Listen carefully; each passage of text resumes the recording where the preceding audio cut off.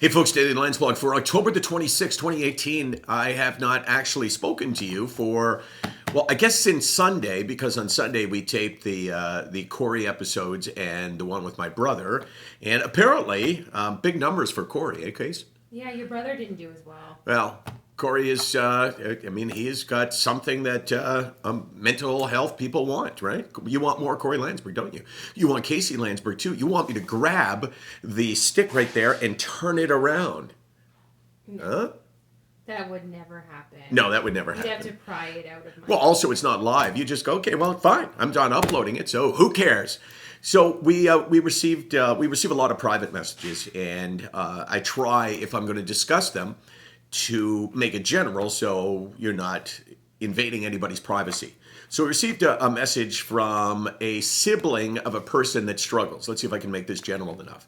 And the point was that the sibling has struggled with a mental health challenge, and the sibling has kids, and their father has been very intolerant of her coping with her depression in particular, and finds it unacceptable that this person can't parent the way you would if you were mentally healthy, and all of the things that that means. And I was thinking a lot about it, like what should you say to the father in that situation?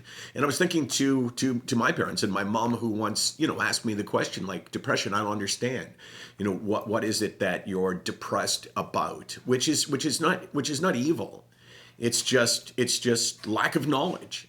And perhaps it's generational as well. So here's what I think you should do. I think you should talk to your father and say, look, we have to start from scratch. You need to be educated. No, I don't need to be educated. I understand.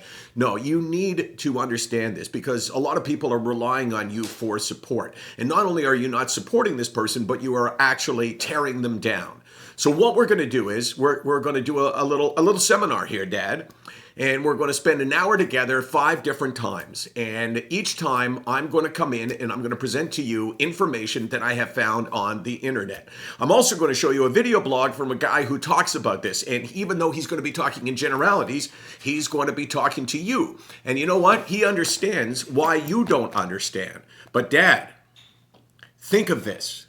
If you love your child and you love your grandchildren, and we know that you do, think about the idea that if your child had a physical illness, would you abandon them? Would you get angry at them because they were having chemotherapy and they were sick and they couldn't do the parenting that you wanted them to do? Of course not.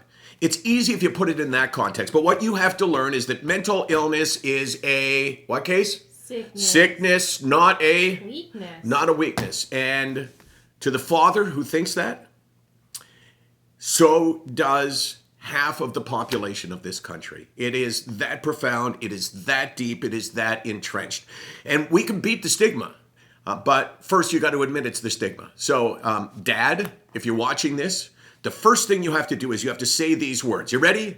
I do not understand how someone can be depressed when they have good things in their life. That's the starting point. SickNotWeak.com, 24 hours a day, 364 days a year. We're here because people like that guy need to understand that they don't understand.